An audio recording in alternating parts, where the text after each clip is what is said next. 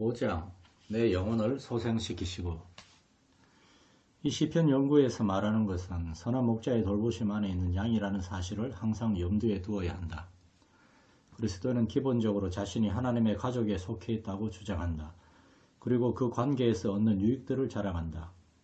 그러기에 그렇다면 그가 내 영혼을 소생시키시고 라는 말은 어찌 된 것인가 라는 질문이 당연히 나올 것이다. 선한 목자의 돌보심을 받고 있는 자는 누구나 소생시킬 필요가 있을 정도로 곤고하게 되지 않을 것으로 생각할 것이다. 그러나 실제로 이러한 일은 일어난다. 하나님의 사랑을 많이 받은 시편 기자 다윗도 인생에서 실망과 낙담을 경험했다. 그는 인생에서 패배를 맛보고 유혹에 빠진 데서 오는 극심한 좌절감을 느껴본 사람이었다. 그는 소망이 끊어지고 기력이 쇠진한 데서 비롯되는 괴로움에 익숙한 사람이었다. 그는 이렇게 외쳤다. 내 영혼아, 내가 어찌하여 낭망하며 어찌하여 내 속에서 불안하여 하는고. 너는 하나님을 바라라. 나는 내 얼굴을 도우시는 내 하나님을 오히려 찬송하리로다. 시편 42편 11절.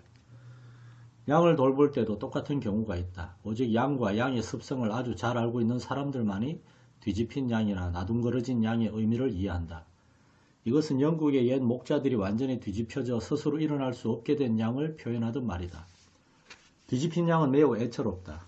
등이 땅에 닿아 있고 네 발이 허공으로 들려진 그 양은 일어나기 위해 미친 듯이 버둥거리지만 어쩔 도리가 없다. 때로 도움을 바라고 잠시 매매 소리내어 울기는 하지만 보통 두려움과 좌절감에 빠져 심하게 발버둥치며 누워있게 된다.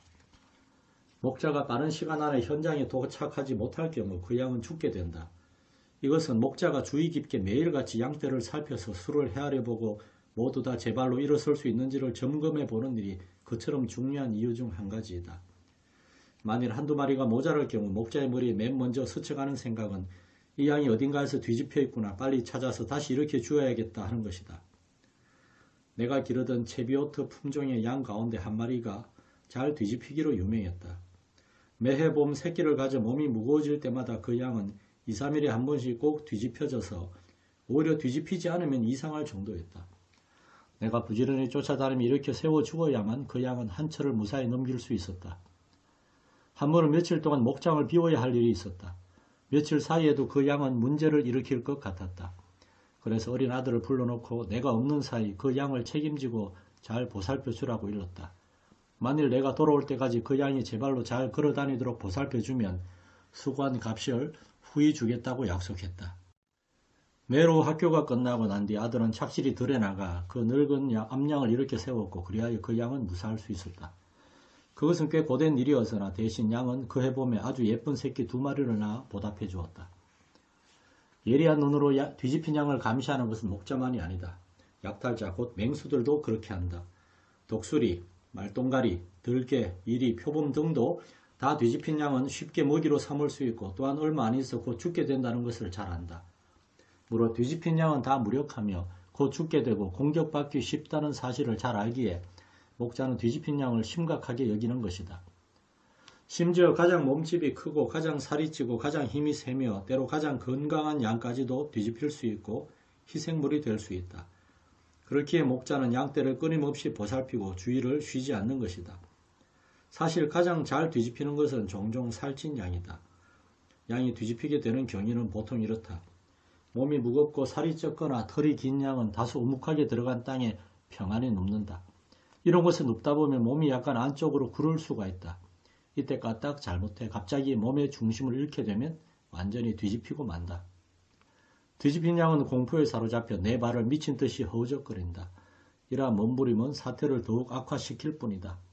몸이 더 굴러 내려가게 된다. 그렇게 되면 다시는 일어날 수 없다. 버둥거리는 동안 양의 호귀 속에는 가스가 차오르기 시작한다. 가스가 차면 몸의 끝부분, 특히 사지 부분에 혈액순환이 잘 되지 않다가 급기야는 혈액 공급이 끊겨버리고 만다. 날씨가 매우 덥고 햇볕이 내리 쪼일 때면 뒤집힌 양은 수시간 내에 죽을 수 있다. 혹 날씨가 선선하고 구름이 끼고 비가 내릴 경우에는 이런 상태에서 여러 날을 견뎌낼 수도 있다. 만일 뒤집힌 양이 새끼를 가진 암양이라면 그 같은 사고는 주인에게 2중 3중의 손실을 가져온다. 만일 새끼들이 아직 태어나지 않았다면 어미와 함께 죽는다. 또한 젖을 먹는 어린 새끼들이라면 하루아침에 고아가 되고 만다. 이 모든 것은 그 심각한 사태에 부차적으로 따라오는 문제들이다. 그럼 왜 목자가 이 문제에 항상 경계를 게을리하지 말아야 하는지 살펴보기로 하겠다. 내가 목자로 일하는 동안 가장 마음에 와닿은 몇몇 기억들은 양떼에 술을 헤아리는 일과 반복적으로 뒤집힌 양을 구해 소생시키는 일에 대한 복잡한 염려로 얽혀있다. 언제나 당면하는 이 위험에 대한 의식을 지면에 옮기는 것은 쉬운 일이 아니다. 나는 자주 이른 새벽에 밖에 나가 하늘 저편에 시선을 던지곤 했다. 그러다가 검은 말똥가리가 천천히 큰 원을 그리며 하늘 위를 맴도는 것이 눈에 띄기라도 하면 불안에 사로잡혔다. 만사를 제쳐두고 나는 즉시 거칠고 험한 목장으로 뛰어나가 양떼의 숫자를 헤아려 모두 무사한지 그리고 제 발로 일어설 수 있는지 확인했다. 이것이 잃어버린 한 마리의 양에 대한 성경의 놀라운 비유 가운데서 우리에게 보여주는 극적 장면의 일부이다. 거기에는 목자의 깊은 관심과 고통스러운 수색과 이런 양을 찾고자 하는 뜨거운 열정과 찾아낸 양을 제 발로 일어설 수 있도록 소생시킬 뿐 아니라 우리로 데리고 돌아오는 데서 비롯되는 무한한 기쁨이 있다. 나는 여러 번 잃어버린 양 한 마리를 찾는 일에 많은 시간을 소비했다. 그때마다 번번이 양은 먼 곳에 뒤집힌 채 누워 있었다. 나는 최대한 급히 서둘러서 달려갔다. 시간을 다투는 위험한 상황이었기 때문이다. 내 마음은 염려와 기쁨으로 항상 뒤얽혀 있었다. 한편으로는 너무 늦지 않았나 해서 염려가 되었고 다른 한편으로는 결국 이런 양을 찾아냈다는 생각이 기쁘지 않을 수 없었다. 뒤집힌 양에게 가자마자 제일 먼저 하는 일은 양을 바로 이렇게 세우는 것이었다. 나는 조심스럽게 양을 옆으로 굴려 바로 세웠다. 이렇게 하면 혹 위 안에 차 있는 가스의 압력을 경감시켜준다. 만일 양이 오랫동안 뒤집힌 채 누워있었을 경우에는 양의 몸통을 들어서 이렇게 세워주어야만 했다. 그때는 양 위에 두 다리를 벌리고 서서 양을 이렇게 세운 후 사지를 마사지하여 혈액순환이 회복되도록 해주어야 했다. 이 일은 상당한 시간을 요했다. 양은 이렇게 세운 후에도 자주 넘어지고 비틀거리다가 일에 또 힘없이 주저앉아 버리고 만다. 뒤집힌 양을 보살피는 내내 나는 양에게 부드러운 음성으로 이 녀석아 도대체 언제 내 발로 서는 법을 배울래? 제때 너를 찾아서 얼마나 기쁜지 모르겠구나 이 나쁜 녀석아 하는 말들을 들려주었다. 대화는 항상 그렇게 온화함과 나무람, 동정과 타이름으로 계속되었다. 조금씩 양은 균형을 되찾아갔다. 그리고 마침내 바로 서서 제대로 걷기 시작하더니 이었고 나머지 양떼를 향해 뛰어갔다. 두려움과 좌절감에 해방되어 다시 한 번 더 살 기회를 얻은 것이다. 내 영혼을 소생시키시고 라는 단순한 말을 반복할 때에 이 모든 장면이 나의 뇌리에 스친다. 이 장면에서는 뭔가 강력한 개인적인 관계, 다정한 보살핌, 친밀한 사랑스러움이 있으면서도 여전히 긴장이 감도는 위험이 따른다. 한편에서는 비록 보통 때는 힘이 세고 건강하며 잘 자라더라도 일단 뒤집히는 날에는 그처럼 무력하고 전혀 꼼짝 못하는 양이 있다. 다른 한편에는 그 양을 재빨리 찾아 구출할 준비를 갖추고 있는 언제나 참을성이 많고 온화하며 도움을 베푸는 주의 깊은 목자가 있다. 중요한 것은 그리스도인의 생활에서도 이와 마찬가지로 흥미진진하고 위안이 되는 면을 찾아볼 수 있다는 것이다. 많은 사람들은 하나님의 자녀가 넘어질 때 그리고 영적 궁지에 빠져 낙담하고 무기력할 때 하나님께서 그를 싫어하시고 머리를 흔들며 심지어 맹렬히 노를 바라시게 된다는 생각을 가지고 있다. 그러나 전혀 그렇지 않다. 그리스도를 통해 주어진 하나님 마음에 대한 큰 계시들 가운데 하나는 그분을 우리의 목자로 나타내신 것이다. 그분은 넘어진 사람들에 대해 내가 뒤집힌 양들에 대해 가졌던 것과 꼭 같은 염려와 관심과 동정을 갖고 계신다. 이것이 바로 하나님께서 그처럼 연민의 정을 가지고 사람들을 바라보시는 이유이다. 이것은 인간 사회에서조차 쓸모없는 하찮은 사람들에게 그처럼 너그럽게 대해주신 그분의 태도를 설명해준다. 이것은 하나님의 애정을 거듭 차버린 사람들을 위해 하나님께서 오신 이유를 밝혀준다. 이것은 파산지경에 이른 사람들에 대한 그분의 깊은 이해를 드러내준다. 하나님께서는 그러한 사람들에게 급히 찾아가서 도와주고 구해주며 소생시킬 준비를 갖추고 계신다. 그리스도의 생애에 관한 이야기를 읽고 인간의 필요를 채워주신 이를 주의 깊게 살펴볼 때 나는 거듭 그분을 뒤집힌 양을 소생시키시는 선한 목자로 보게 된다. 시험에 들어 주님을 3번이나 부인한 끔찍한 비극이 있은 후 베드로의 영혼을 소생시킨 데서 보이신 그분의 온화하심과 사랑과 인내에서 자기에게 속한 자의 영혼을 소생시키기 위해 오신 그리스도의 전형적인 모습을 볼 수 있다. 그처럼 주님은 내가 언제 어디서 어떻게 넘어졌다 할지라도 조용히 온화하게 그리고 믿음직스럽게 오신다. 다윗의 고백을 통해 우리는 이를 정확히 알 수 있다. 주께서 내 생명을 사망에서 건지셨습니다. 주께서 나로 하나님 앞 생명의 빛에 다니게 하시려고 실족지 않게 하지 아니하셨나이까. 시편 56편 13절. 우리는 하나님 자녀의 생활에 대해 사실적으로 알고 있어야 하며 사실들을 있는 그대로 대해야만 한다. 우리 대부분은 아무리 그리스도께 속하고 그리스도의 지배 아래 있기를 바라며 그리스도의 인도하심을 받으려 노력해도 이따금 넘어지고 쓰러지는 자신을 발견하게 된다. 우리가 가장 자신만만해할 때 곧 쓰러지고 넘어지는 것을 깨닫는다. 때로 믿음이 잘 자라는 것으로 생각할 때 자신이 온통 좌절과 비관의 상태에 있음을 발견한다. 바울은 고린도 교회 성도들에게 보내는 편지에서 이 위험에 대해 경고하고 있다. 그런즉 선줄로 생각하는 자는 넘어질까 조심하라. 고린도전서 10장 12절. 분명히 이것은 영적인 삶의 역설이나 모순으로 생각될 수도 있다. 그러나 주의 깊게 살펴보면 그리 이해하기 어렵지 않음을 알게 될 것이다. 양들과 마찬가지로 우리 그리스도인들도 역시 넘어질 수 있는 길을 파악하는 데 도움이 되는 몇 가지 기본적인 원리와 비유들이 있다.